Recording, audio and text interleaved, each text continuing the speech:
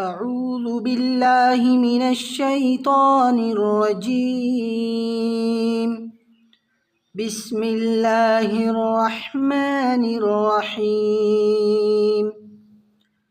ألم تر إلى الذين أوتوا نصيبا من الكتاب يؤمنون بالجبت والطاغوت ويقولون للذين كفروا هؤلاء أهدى من الذين آمنوا سبيلا. أولئك الذين لعنهم الله، ومن يلعن الله فلن تجد له نصيرا.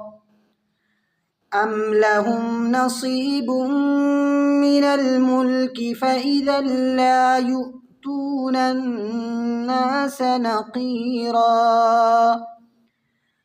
أم يحسدون الناس على ما آتاهم الله من فضله، فقد آتينا آل إبراهيم الكتاب والحكمة وآتيناهم ملكا عظيما. فمنهم من آمن به ومنهم من صد عنه، وكفى بجهنم سعيرا.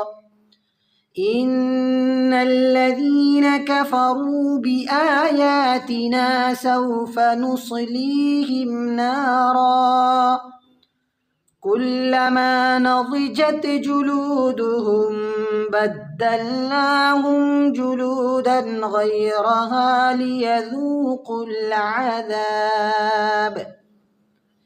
إن الله كان عزيزا حكيما. والذين آمنوا وعملوا الصالحات سندخلهم جنات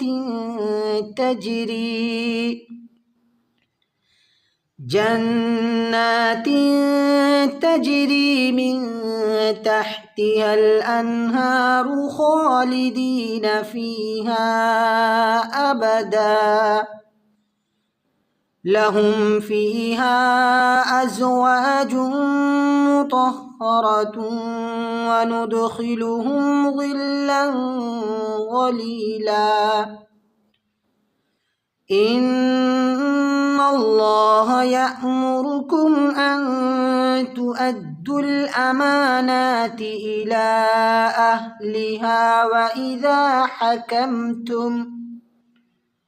وإذا حكمتم بين الناس أن تحكموا بالعدل. إن الله نعم يعظكم به، إن الله كان سميعا بصيرا.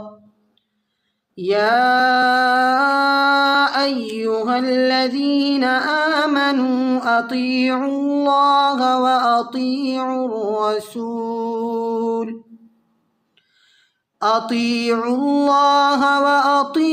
الرسول وأولي الأمر منكم، فإن تنازعتم في شيء فردوه إلى الله والرسول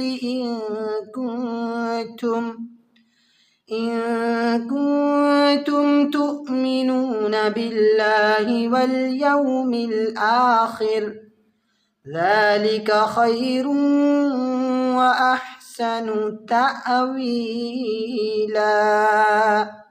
صدق الله العظيم.